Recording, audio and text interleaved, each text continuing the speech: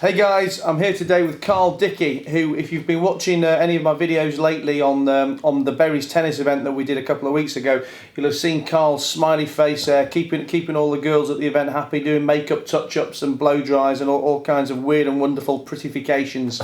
But Karl and I didn't meet each other until the event actually a couple of weeks ago. But Karl's been in business for about 5 years with his with makeup, makeup tutorials and coaching for people, hair, beauty, etc. He's based over in Wakefield, but he's looking to grow his business, looking to hopefully open a store in Leeds and roll out his products, etc. So we got talking because he came to me to hopefully get some investment and maybe get some advice. And I like Karl, like his product. He's clearly got a very loyal customer base, and people love him. And my gut feel is that people will buy from him. But being honest with him, he doesn't know his numbers. He doesn't really know his plan, and because he doesn't, I certainly don't. So what I said to Karl is, come and see me. Let's sit down and let's work through your numbers. Let's work through a plan, and let's try and create a model and a plan for the next 12, 18, 24 months to try and roll this business out. Hopefully by the end of this, I'll have the information I need that's going to show what I want it to show for me to be able to invest with him, and you might see us shaking hands at the end of this. But worst case, hopefully I've given Karl some advice and some pointers, and he's got a plan of his own then to go away with, because whether you're taking investment from a third party or whether you're investing your own money in a business, the fundamentals and the logic's still the same. If money's going to be lost, whether it's your own or someone else's, you don't want to be losing it. So everything I'm going to ask him and everything I'm going to try and put in place is stuff that whether I'm doing it or Karl's doing it, it should be there anyway. So like I say, hopefully Karl's going to get a good plan, or even better, hopefully I'm going to be investing in him. But I wanted to film this whole process really because I wanted you guys to be able to see what an investor is looking for when he's looking for someone to invest in, and also specifically what I'm interested in, because I like to think that what I look for in businesses and the way that I probably want to shortcut a lot of the irrelevant things, but focus on the relevant things will be interesting to you guys as well, and probably a bit different to what you've read on books on how to create business plans or a lot of the other content you see out there on the internet. So you're going to watch Karl and I for the next hour or so working through his plans, me asking him a load of questions, and hopefully him giving me some interesting answers. So I hope you find it interesting, and I hope I get to invest in him too. Thanks, Matt. Thank you. Right, buddy. So obviously we had a brief chat prior, and you've sent me those. You sent me those figures. But I just kind of want to forget I've seen anything really for now, and just go back to the beginning. And before we look at the plan and the new business, I just want to understand exactly what you've already got, because I think from memory there was 2 or 3 different companies, or there's certainly multiple income streams, etc. That's it, yeah. So basically, so obviously we've got Dickeybow Boutique. So By the way, I make loads of notes, and I'll probably interrupt you along the way, because if I don't do it now, I'll forget by the time I get to the end. I'm glad one of us does that. Thank you. So we've got Dickeybow Boutique. That's how we started, and it was initially it was like a one-stop shop. So we've got 3 sections. So we do clothing and accessories, hair extensions, not hairdressing per se, just extensions. Okay. And makeup. So just one sec, clothing and accessories. Yeah. And then you've got hair extensions. Hair extensions, yeah. That's probably like 50% of the business really, hair extensions. Yeah. And then makeup. So that's how we started. That were all under one roof at first, obviously, And at this point, there's no makeup tutorial. So this is just actually doing people's makeup. So that was just in store. The idea was it was like a one-stop shop, so you could come in, have your hair and makeup done, pick a dress, and literally go out. Do you know what I mean? After bit of a transformation shop, as well. Like a feel-good sort of, like a mini department store in a way. Have you been in this same store for the 5 years, have you? No, we moved. So initially I just got, obviously when I was first starting out, I just got a temporary contract with a shopping centre. And it just sort of, I think they liked us being in there, it was just sort of rolling on. And then after a while, the centre just got quite quiet, so I thought it was time to sort of move on. A new centre opened, so I found a location near the new centre basically. Okay. How long have you been there? We've been in this one now. I signed for it 2 years ago, so 2 years in August. we opened, but I got it in the May. It took us about 3 months to do it.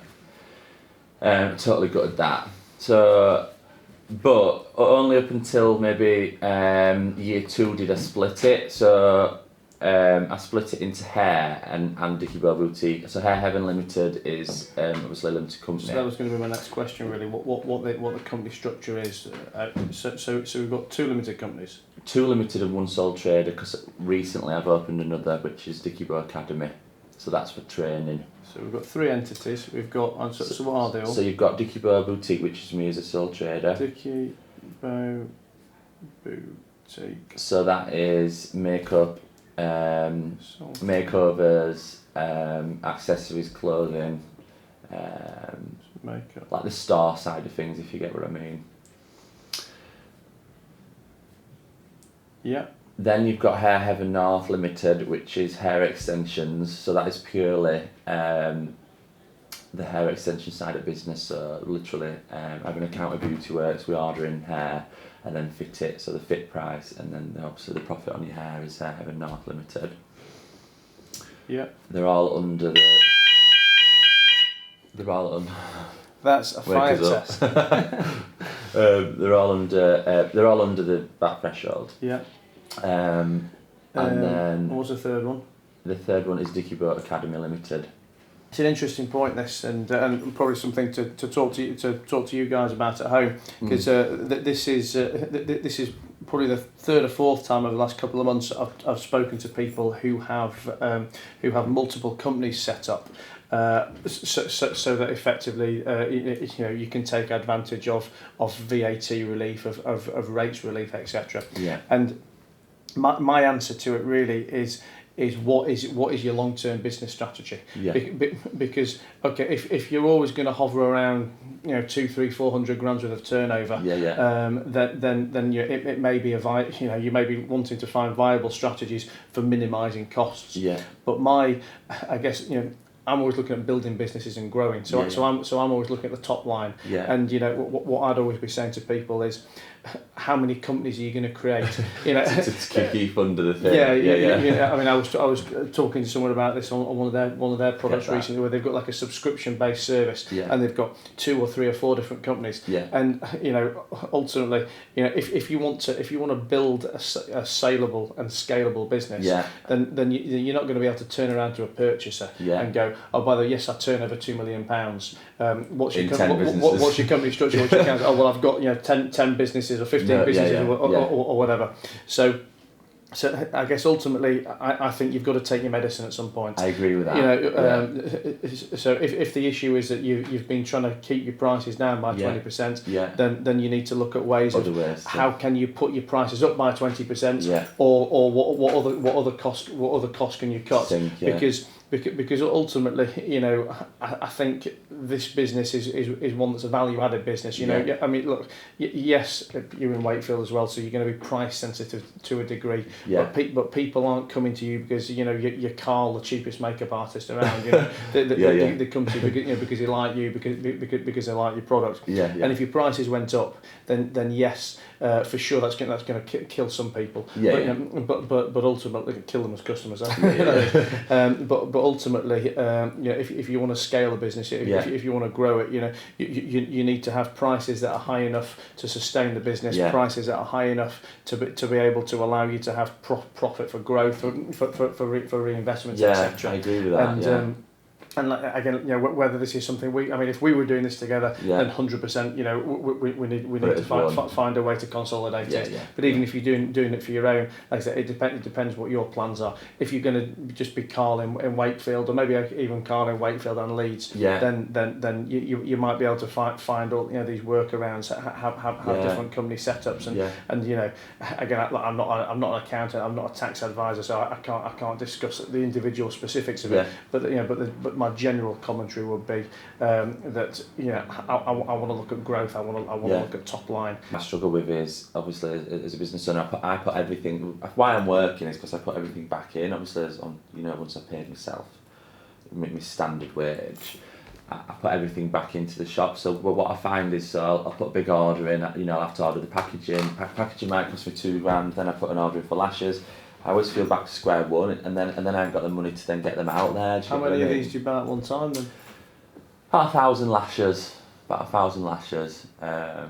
So yeah. And that's 1,500 quid all in. So that's £1.50 all in. So yeah, so some are slightly more and some are slightly less, but that's about 150 all in those, including your plastic case. So how much makeup are you using, you reckon? I reckon per makeover, less than £3. Oh. Less than three quid. I mean, a bottle of foundation will do you like maybe 30 faces, so that's, you're talking like 50p maybe a face, and then you've got your eyeshadows. I mean, 30 quid the palette will last you all year, so it's quite minimal really, is the product. That's why we get nice products in, because it's not, it's not worth getting cheap really. Plus your results a lot better. So if you were going to Leeds, or you're going to go to any major city, where would you need to be at to pay staff? Yeah. And B, what would you be able to achieve in terms of sales? I mean, this is that's a golden question, I guess. The where we're at in Wakefield at the moment, like when I tell people, they go, you're doing well in Wakefield. So I just feel like obviously it'd be 10 times better in Leeds. So but I guess what I'm getting at with staff, for example, go on. Is we're not just with staff, with every aspect of this. We need to make it formulaic and scalable. So for argument's sake, if you were paying staff seven quid in Wakefield, because that's some girls that and because it's Wakefield and because you're popular or whatever it is, but the rest of the country's paying £11 an hour, £12 an hour. Then whilst that may work for you now in Wakefield, will it work? It's not sustainable or realistic to go into Leeds and say, well, we're only going to pay £7 an hour. I guess comment number one. Then comment number two would be if you're charging 30 quid for a full face in Wakefield, but everyone else in Leeds, Manchester city centres is at 50 quid, 60 quid. Where can we lift that up to? Because I guess I find a lot with, let's say, people in your own situation. Once you start doing business and you're conscious that you don't want to scare people off. You want to get the customers, and everyone else is charging 50 quid. So I'll charge 30 quid. So so that you win the business. But then ultimately you've set your stall out, and yes, you've won you've won yourself that business on day one. But it's very hard to ever get those prices up. I'd probably go up slightly, so I'd probably go like maybe 35. I feel like you don't want to go too high and set yourself out. But I feel like at 35 you could still get your add-ons, so you could still get 45 in the end. Do you get what I mean? So this is Wakefield. This is Leeds. So you could go up slightly with price, definitely for Leeds, and I feel like, to be honest, staff-wise, I still feel like they're good they're good or the bad thing. I think with makeup is there's a lot of people wanting to get into it and going into it, so I feel like it'd be quite easy to get the staff at a low price. I wouldn't want to have them at a low price, but you know what I mean. But I feel like it'd be easily done. Like, for example, you've got like Doll Beauty there doing the concession in Topshop, and there's girls fighting to get there, and they'll be pretty standard hourly wage. You know what I mean? I mean, what are the competition? What would branded competition in Leeds be charging? Because again, without drilling into the numbers, my immediate worry on, let's say, going from 30 to 35 quid on the makeup is. We kind of need to go from 30 to 36 quid just to absorb the VAT and stand still, and that's before we've come to Leeds, and Leeds is going to be more expensive than Wakefield in terms of running costs. And then that's before we've factored in making enough profit to grow our business, grow our brand. So I mean, just without even understanding your numbers, my gut feel on that would be, that price needs to go up to something starting with starting with a 4 as a minimum. Does that make sense? What I'm Yeah, saying? you could. I mean, certainly not. But then is that viable? Viable, yeah, sustainable. You could. The way to probably do it is because for me, your girls that are sort of just working, regular hours for a department store, for example, or whatever, which could probably potentially be your bread and butter. They won't really want to spend. I don't know. To be honest, I'd probably go up to 40, but then do things like a student offer. So say with a student card, they could get, I don't know, £5 or £10 off and do it that way. Do you know what I mean? So then, like all your business ladies and your regulars won't mind paying that 40, and maybe do a loyalty scheme. Like where they get something after 6. Yeah. Do it that way, maybe. Do you know what I mean? Or you can do that. I mean, I guess you could have a base level. So whether it's 30 quid, 40 quid. That includes. It's almost like Mr. Potato Head.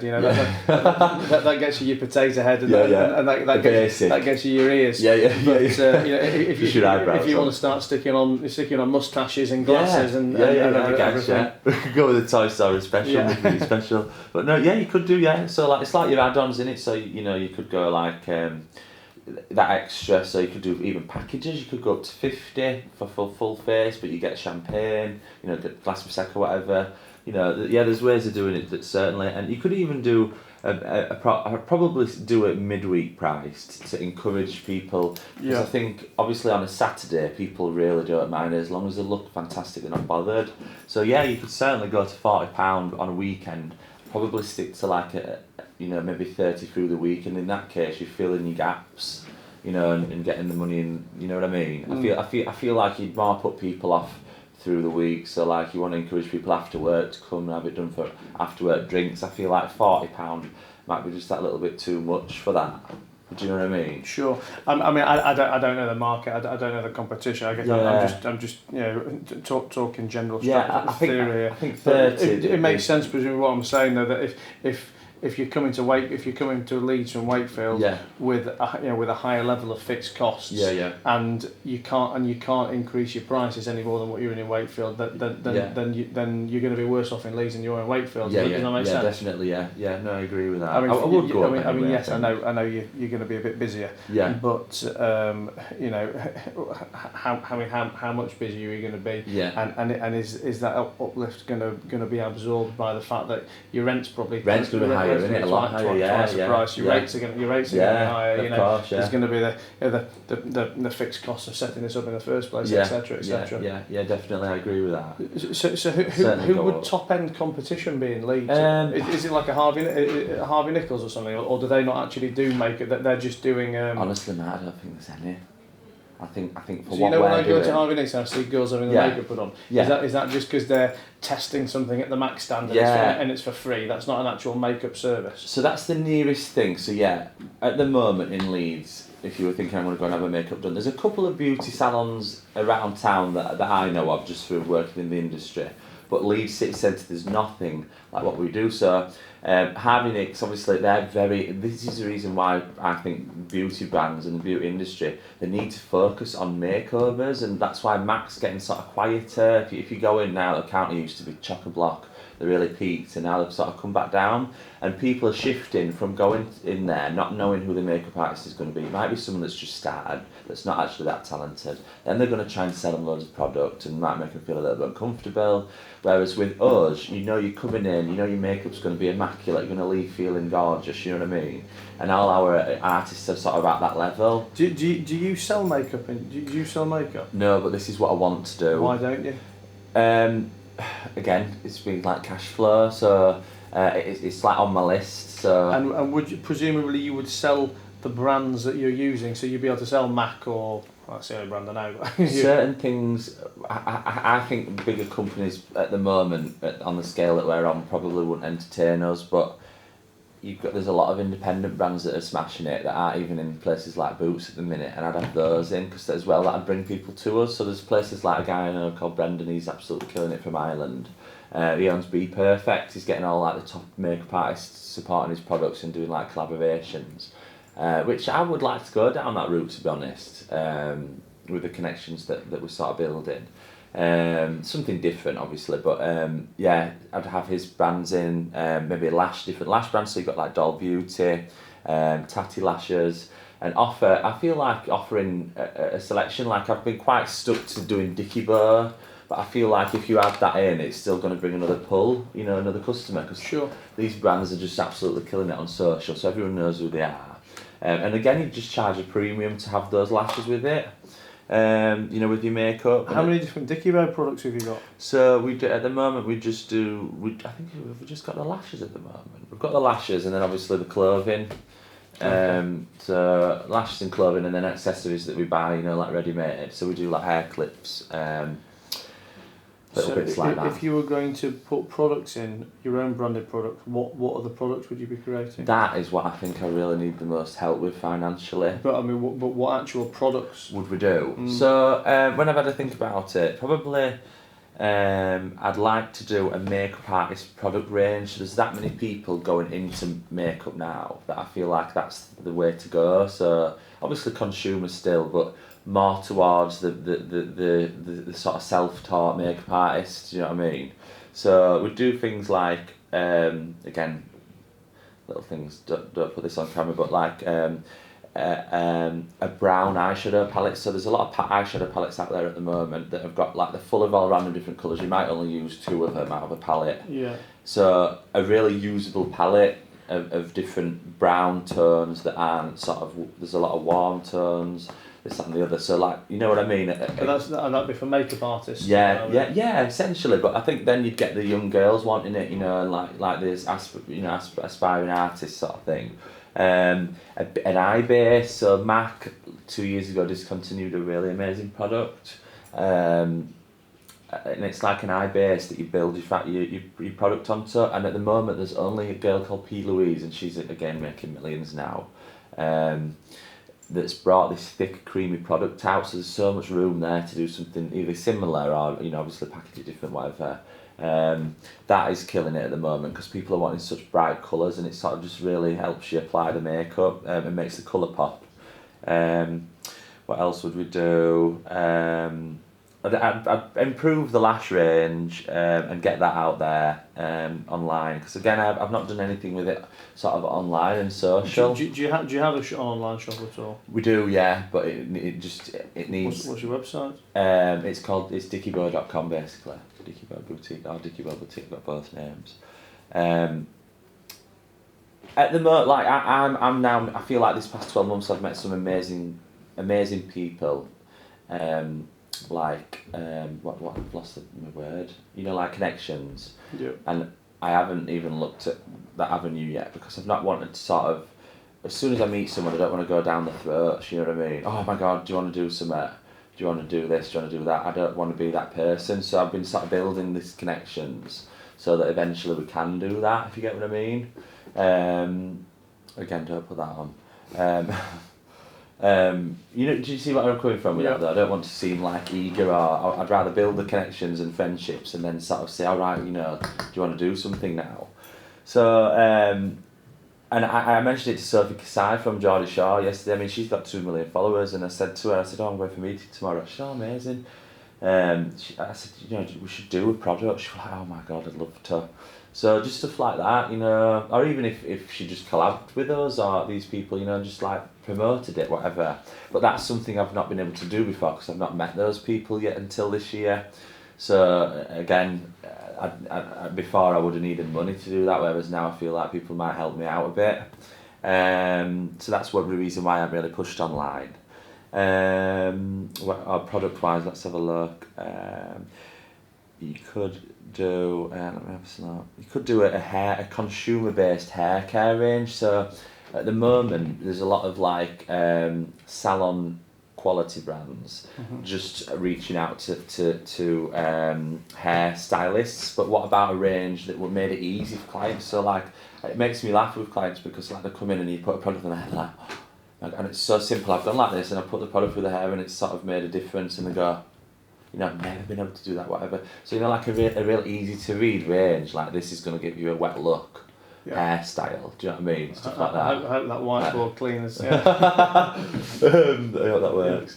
That's another idea. There's always a gap, Okay. you know. But immediate things would be Makeup. lashes. Like, and I makeup, think right? we work well at academy. You know, we'd sell to our students.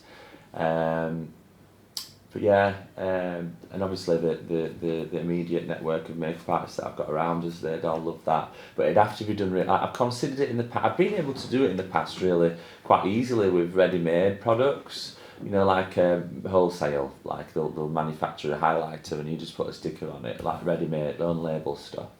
But I don't want to do anything half-assed. I'd rather it be amazing. Do you get what I mean? So, but again, it's that's money, isn't it? You know, big money in amazing packaging and products. So, if you bring this to Leeds, Yeah. city centre or North Leeds, Yeah. how are you going to project your income? How would I? As in, how are we going to project the income? How are we going to break it down on a granular level to say, okay, on a Tuesday there's going to be 5 people for makeup, 2 people for hair. You know, I guess what comparables, what evidence, what gut feel. Yeah, how do we budget turnover? I mean, well, again, the difference with Leeds is just chatting about going back to sort of Wakefield and the differences is I've got great connections with Deborah Vittorius, who's got Oracle and Pink Gorilla. So Deborah's wanted to get involved with it even, and we've had many meetings and she's sort of been helping me look for units. She'd help us, you know. I mean, they have an event once a week, so that'd fill a midweek slot that we don't have in Wakefield. We've got places like Tattoo and Drew that owns that, John that runs the new bar in Dakota. We've got the hotel. Yeah, so not. Sorry, I didn't mean how you go actually to get it, but what what are you going to project that numbers of customs each day are going to be? Oh, it's a tough one, that, isn't it? Until you've actually tried it, but I guess hair extensions would keep you busy through the week, so I'd aim to be full all week with hair extensions. How long does a hair extension take? An hour and say an hour and a half with style. You know, once you've styled it up.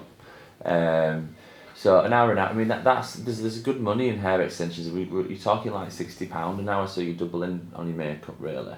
How do you charge? Do you charge an hourly rate plus the hair? It's like per row, so it's 3 rows for £60, and then you get the profit on the hair. So I personally make like about £130 an hour. So an hour and a half is 3 rows. An hour and a half would be, well, if you just say fitting, it'd be an hour. Yeah. But then obviously you charge your extra £20 for style an hour. Yeah. Okay. But finish. In an hour you do 3 rows, and if 3 rows typical, do people get 6 rows or 9 rows? No, never more than 4, and that'd just be a tenner extra for your 4. And then do you keep hair in stock then, or does someone book in advance? And at the moment we would say come in for consultation anyway because you need a colour match. Yeah. This is another thing how we could make money. So at the moment I've got a £6,000 account with Beauty Works. So obviously I get 60 days. Yeah. So we're always at the limit for that. So we have like a small selection in, but we could make a lot more money by having a wide range of beauty, and there's no area in Leeds either that stocks Beauty Works. I mean, if we were to get it up, Beauty Works is the hair. Yeah. So, but again, I'd like to do my own range eventually of hair, but you're talking very big money to do that. So yeah, hair extensions we could have same day fitting, which would be amazing. And we did try it, but it was hard to keep all the colours in and lengths. You can imagine there's 30 colours and 3 lengths. So, and then you've not just got wefts for weaves, you've got tapes, you've got individual bonds. So if you had a full collection in store, which you could probably get a decent collection in for £10,000, and again I could put that on account, no problem. And that'd get us up to VIP level in terms of Beauty Works talk, and that would mean that no one in the area could do their hair either, so we'd be really exclusive. But there's still no one in Leeds that's doing Beauty Works hair, and they're massive socially online now. They've got girls in Love Island wearing their hair, stuff like that. So yeah, that would be another way to get money up. But certainly I would aim to be busy all week with hair extensions. I've got my friend is she has she does beauty. Now I can't decide whether, obviously I think with your help I'd probably possibly do it on my own, but I was considering just getting her in, and it would pay me $1,200 a month to rent a couple of small rooms. That's what I would do, I think, on my own. That was going to be another one of my questions to you, really, insofar as how do you make the decision whether you're employing people or whether you just rent out chairs? So for me, I've struggled at the moment in Wakefield to get someone that does sort of lashes and brows, because people know how easy it is to make the money themselves. Yeah. It's still quite niche, that, where makeup's quite saturated, so it's easy to get the girls. Lashes, people can make £60 in an hour and a half, so they're doing it from the bedrooms, you know what I mean? That's probably what's determined at the moment, me having the beauty girl in Wakefield. She rents a chair, you see, and then Leeds, it sort of gives someone else that to run that section, takes it off my hands really. But you know, we could get £1,200 easy off my friend that's doing it above Tony and Guy at the moment. She gets absolutely no help off them. She'd love to join us, you know, she'd get loads of clients from us. But I could essentially do that myself, but I'd have to, I think it'd be, the risk of losing staff would be easy with that, I think. If they were renting chair space, yeah, would they buy the hair from you as well? So I wouldn't want to do extensions on a rent a chair basis, because I think there's too much money to make. I just talk about lashes. Yeah, that'd be lashes, brows, you know, more beauty therapy, and makeup, which I'm not trained in. No, not makeup. I'd again keep that in house. I've considered renting a chair to really good makeup artists that would definitely not be employed, but that's not my business model. I think it's sort of find these young talented girls and sort of train them into the Dickeybow way and look after them basically. Yeah. Do you know what I mean? I think there's more money in that. And so you take someone from fresh, you train them up, Yeah. you get them working, they get good. Yeah. How do you stop them leaving? I've only had one go. So, well, I've had two. I've had to bloody sack one, but that was a nightmare. One left, and do you know what, Matt? The way that I am with the girls, I'd be happy for them to leave if they wanted to. Do you get that? So, like, I say to them, like, you've got to do what's best for you, and if you're happy with me, But where do they leave to? They'd work for themselves if they wanted to do it. But a lot don't have that motivation. Especially younger, you know, they might sort of realise when they get to the late 20s or whatever. But for me, they're sort of happy with, socialising with the other girls. It's a nice environment. I take them out once a month. You know, they don't do bad really for 18. They're getting trained as they're going. They're doing lots of clients. It's probably like hard to get your own client base now, because it is getting quite saturated, which is why we're doing quite a good thing really, you know, with a name. And how do you market at the moment? Is it word of mouth and social? Social media is amazing for us, and I found like we've really elevated this last 16-18 months through me networking with the right girls. So like Chloe Peach, these sort of up and coming, they've got 50k followers, they're really beautiful, they're doing lots of modelling, getting them in. You know, being really friendly with them, looking after them. And what do you do with them? You give them free makeup and... Yeah, some of them pay, you know, a lot of them pay. But I just like do a really good deal on hair extensions, get them in regular. You know, they're the face of it, I guess, you know what I mean? And then obviously I've been doing like your bigger followings, which always helps. But I think your smaller people are better. I think it's more saturated in that area, people know who they are. You know, we'll have girls come in, I've seen Chloe Peach has been in, did you do her hair? It's like, yeah, and they're not mega stars, they're just amazing girls, you know. That's probably what will make us successful, probably, I think, if we carry on down that route. And then advertising. I did used to pay a lot of money. I used to go, oh my god, like we spent $4,000 on Facebook adverts. But that used to really help. I'll probably go back to that actually later, with leads. Facebook adverts great for us. Targeted social media advertising for any business is phenomenal ROI. Well, I say it is phenomenal. It can be phenomenal. if you obviously with the right adverts, with the right targeting, and with the right offer, I mean, I don't think there's anything in the same league at the moment. I mean, I've spoke to a lot of people with lots of different business models that over the last weeks and months who've all wanted to talk about marketing or that they've been struggling to achieve customers. And for me, my simplistic answer to everyone in every business is social media. Oh wow, yeah. Both organic and paid advertising. Absolutely. And networking. And those two things, whether you're selling £10 lashes, doing makeup, selling £100,000 computer packages or £1 million cars. Obviously, the content that you're putting out through those channels, or the type of networking with the different kinds of people that you need to network with, they all differ between those things. But the fundamental principles of those two different methoes, for me are unbeatable in any business sector. The targeted, yes, 100%. It's been fantastic for us. I mean, for example, like I'll put an amazing hair makeover on. I might put 30 quid on it, Matt, and we'll have 50 enquiries, and we might have 5 £400 sales from that, which is just incredible. The profit margin of 100 quid each time from 30 quid. It's just fantastic. There's a lot of people not doing it as well, I find. Independence. So that's the way forward for us. Just continue with that, really. What are the costs? Because when we leave here today, I want to build you a financial model. So what are the kind of costs other than occupational costs, rents, rates, etc. I mean, staff wise, I mean, I presume you don't have or need managers, receptionists, etc. Does everyone just muck in? So everyone. I like to have everyone sort of doing a bit of everything, really. I'm quite so. I'll tell you where I'm at the moment. I've actually put an offer in on a shop in Leeds Centre. Okay. So it's just near Greek Street. Yeah, I saw it. Sarah showed me it. Social the other day. So I've just put up in that. That's 20k.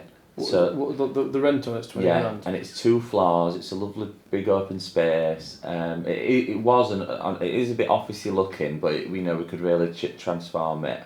Put the floral wall outside at the front to get attention. It's on that sort of drive up past, like on the main route. That's where I'm at with that. And then staffing wise, it's all pretty straightforward, to be honest. I've got Jane who got a few of the girls that are sort of at that age now where they're wanting more hours. I've got one girl that's doing another job, and I rang her and said, look, do you want to come to Leeds with us? So she's ready to go, and she's amazing.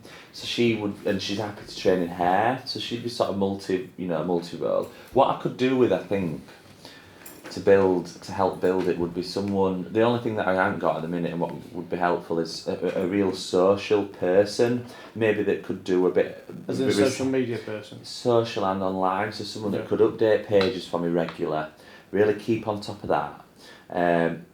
Do regular social every day, and probably that. And it'd be good to find someone that could who had a big personality for a bit of hosting. So they could maybe working in the shop, so they'd be part of the little, like going around just taking little images of them having their hair and makeup done, but then maybe being on reception and a greeter. Do you know what I mean? That shop is it ground floor level? Is it? It's great. Yeah, you take a few steps up. So you're coming off the street, you go up a couple of steps. That's it, and then you're in. And then you're there.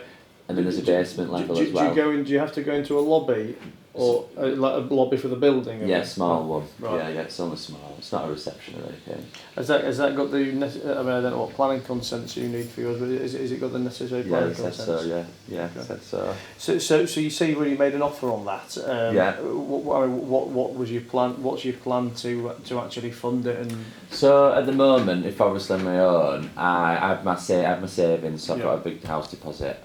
So I'd use that and potentially sell my car and just get something cheaper, because I've got like 20 grand in my car. That's what have you budgeted to open it? I reckon I could open it. So I've got 20k. I've asked for 6 months rent free. So obviously that'd help me get going. Have they agreed to all this yet? No. Literally yesterday, I just put an email together.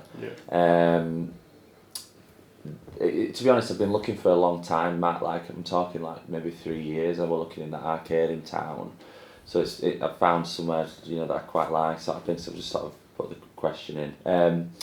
What was the question again? Sorry, lost that.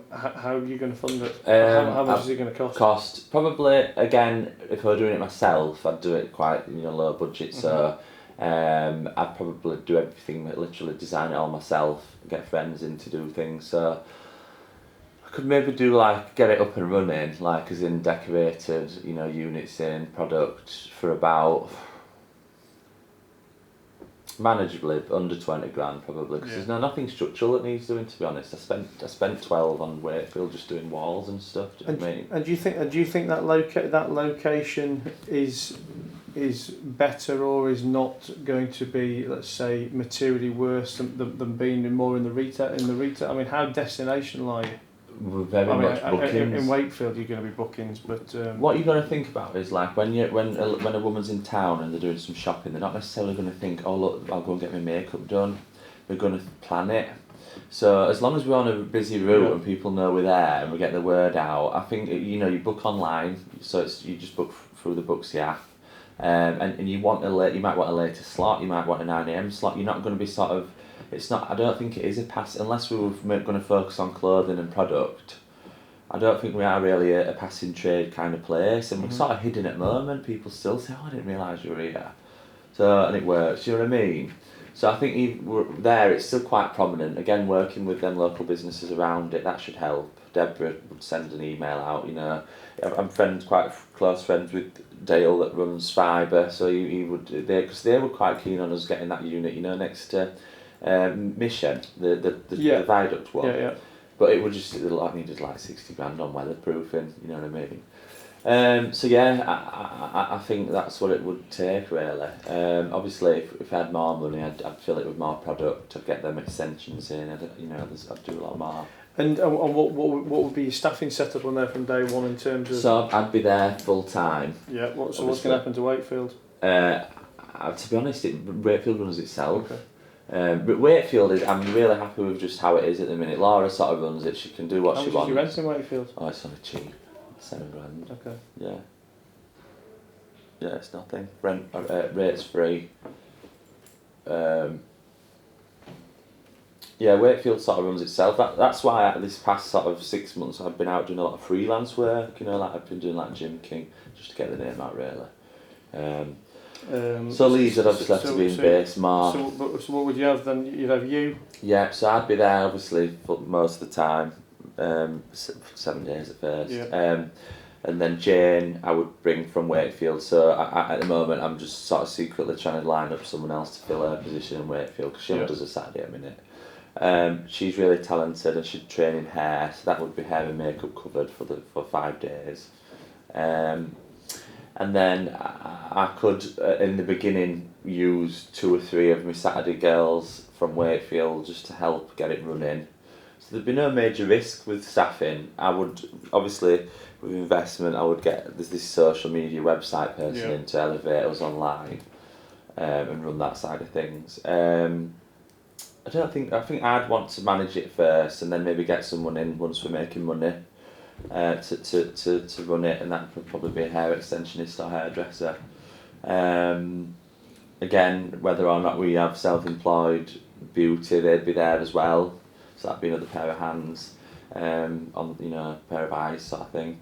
I think at first we'd manage with that, but we possibly just put an advert out for someone, an experienced makeup artist maybe just to help out. So would your preference be to try and do a deal in Leeds City Centre? I mean, obviously I know I mentioned that North Leeds unit to you, but you prefer to do Leeds City Centre in the short term, or? I think Leeds would be really foolproof, and it's sort of like the next step. A lot of my friends, I know a lot of your friends are North Leeds, a lot of mine are South, and city centre working girls. Jessica, she comes to me and it's quite annoying for her because she'll be like, oh god, I've got to finish at 5, you close at 6, and then you're in Wakefield, and so it's stuff like that. I'd just be like, I can nip over town and have my hair done, you know what I mean? So it's the next step, I think. Obviously North Leeds, it'd be like totally new, but I think there'll be a lot more legwork North Leeds in terms of getting your customers in and make awareness, but it's obviously doable if there's nothing like it. it sort of filter on. That'd probably be the next step after, I would have thought. Might be a bit much to do both at the same time. Yeah. Maybe 6 months in or something, or 12, whatever you think. So, if I was to do something with you, what would you really be wanting from me? Because I mean, it sounds like you could just do this yourself anyway. Yeah. So what would I really bring to the table for you? What would elevate us is obviously that extra sort of that extra level, getting more product in, doing our own products would be a real help. Possibly people, paying for that person. But so what's more important to you? Well, not more important necessarily, but so what's important to you from me would be money. Is it just money, or do you want assistance, skill set? It'd be nice to have skill set and sort of bit of direction. Like, I'm no good with numbers at all. Well, I am. I know, but I sort of work off how I'm feeling. If you get that, which I don't know if that's the best thing to do, but it's working so far. But obviously, I'd like to have probably a bit more help with that side of things, and then contacts, help with product development, bit of advice and just a bit of direction. I think that's what would really help. What I don't want is to feel I'm such a free spirit, and I'm not aloof. I don't change my mind a lot. Once I pick something, I stick to it. But I don't want to feel sort of,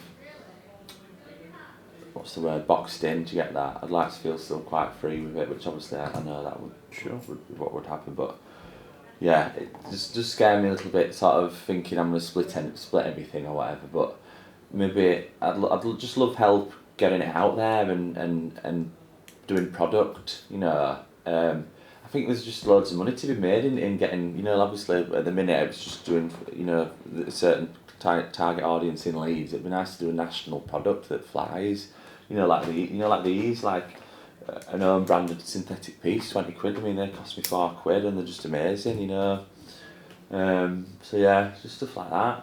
It would take me years to do on my own, that, Oh well, listen. Now I understand this. I'm going to make you a model.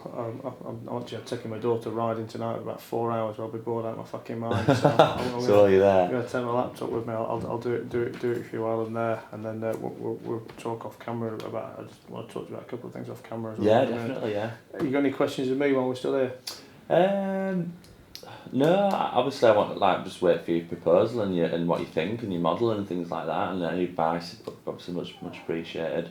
Like you say, it's interesting you said about these because obviously I'm been sort of like staying under the rock with it, with the figures, but my accountant's like, oh, you're getting a bit close, and I need to do that, bite the bullet, stuff like that. I think you're just going to bite the bullet, I mean, like it's you've got to, I mean, if we were doing something, I thought we've just got to bite the bullet anyway because it's just too much of a ball ache. But even if you're doing it on your own, you're going to come to, well, you're kind of going over anyway now. So what you're going to do, you're going to open a fourth company for Wakefield. No, I'd have to do it, wouldn't and then you come into Leeds, and hopefully Leeds is going to be trading better than Wakefield. So literally, even if you kept it yourself between Leeds and Wakefield, you're going to have 7 fucking companies. Yeah, definitely.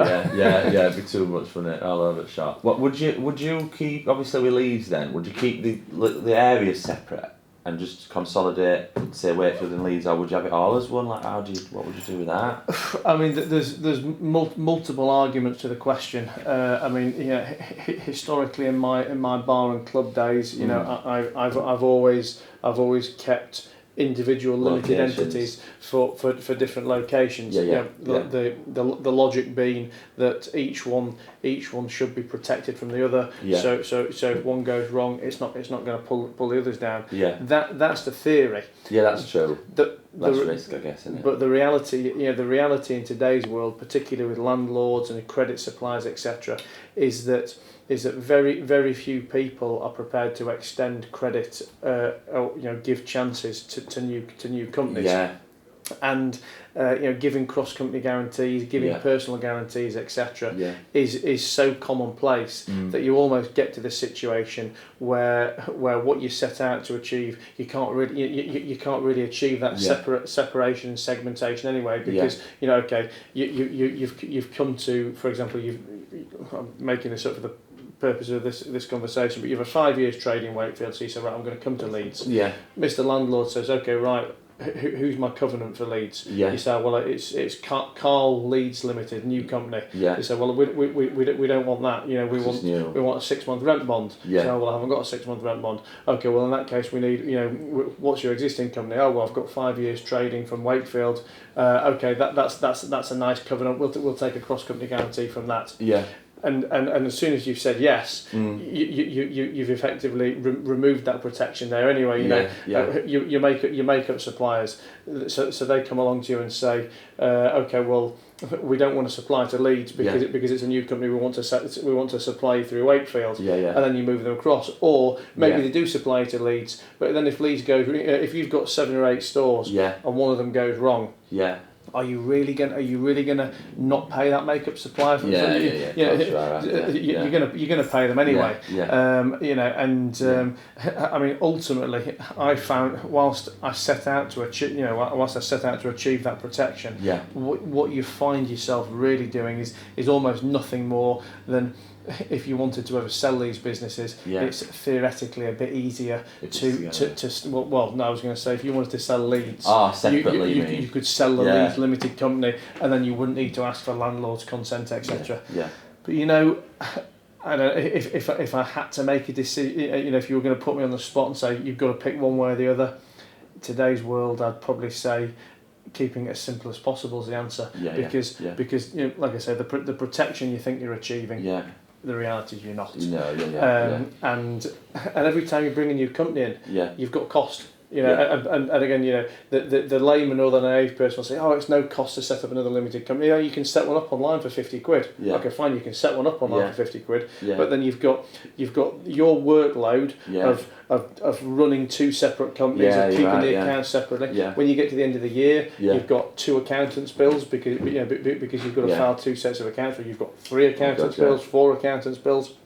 And like I said, all of a sudden, you know, you've tried to create protection that you haven't created, really it's more confusing, and all you've really done is just create yourself a shitload of work. I mean, if I was advising anyone to ever have the separate companies, I would only probably be doing it in situations where you're talking really chunky rents on really almost like offensive lease terms. My background, 10 year, 200 grand, things like that. Like I said, my background's in leisure, so I've been, you know, I've been typically used to doing deals on properties where, you know, it's 150 grand rent, 250 grand rent, 10-year lease terms, 15-year lease terms, etc. Where, you know, where if one of those went wrong, it would be utterly catastrophic and could pull the other ones down. So in those situations, it's much more important.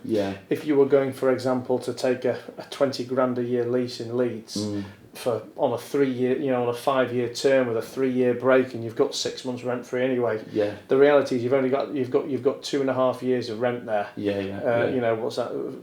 You've got 50. The entire rent you're going to be paying is going to be 50 grand. You're going to be trading something anyway. It's probably cheaper for you to mop up those problems from the profit you're making in the other side of the business than it actually is to start sinking companies and the reputational damage that goes with it. And does that make sense? Yeah, definitely. And as well, it's not like you're going to, even if you had trouble, you're not going to stop. You're going to carry on, obviously, trading, aren't you?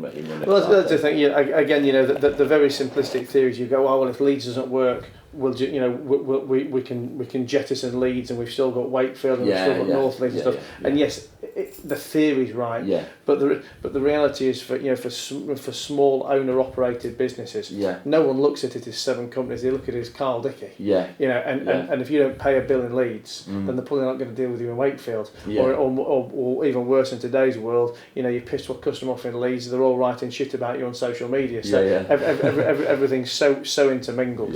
But like I say, you know, I repeat myself, but I think for a business of your size and scale, you're just creating yourself so much workload. Yeah, definitely.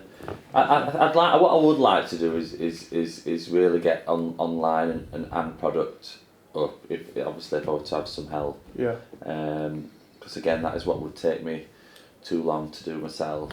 Too long, you know, financially, and I just think there's more money to be made from that. You know, like get the website really bang on, mixed with you know your good socials and connections. You know, yeah, get some products going. Okay. Well, guys, I hope you found what you've been listening to there interesting. Obviously, you know, Karl's a really knowledgeable guy in his product and his existing business model. And what I want to do now is try and distill that information and turn it into a financial model and a very simple and scalable plan that we can use to move from Wakefield to Leeds, to Area 2 in Leeds, or ultimately have a model that we can plug some numbers in, and that will extrapolate out for Manchester, for Birmingham, for London, for whatever we want to do. So Karl and I are going to go and have a chat offline. Obviously, I've got plenty of notes on here. I was thinking what 2 or 3 kind of key things can I give you guys as takeaways from this, and my 3 main notes were, when you're growing a business, it's so important to grow a business, and what I mean by that is if you're looking at growth, you can't be looking at cost cutting, and I'm not saying that you should be overpaying willy-nilly, but growing that top line is for the bigger picture is so much more important than how can you save a £5 here and save a £10 there. And like I say again, I don't mean you should be wasting money, but what you simply can't do is you can't make a £500,000 a year profit from a £200,000 a year turnover. And it's that simple. So what can you be doing to grow the top line? And obviously we were talking with Karl about how he has and he's far from unique in this situation. Multiple businesses where it's effectively all SPVs or all subsidiaries of the same business, but these are ways that business owners use now to reduce the VAT they pay or to reduce the rates they pay on properties, etc.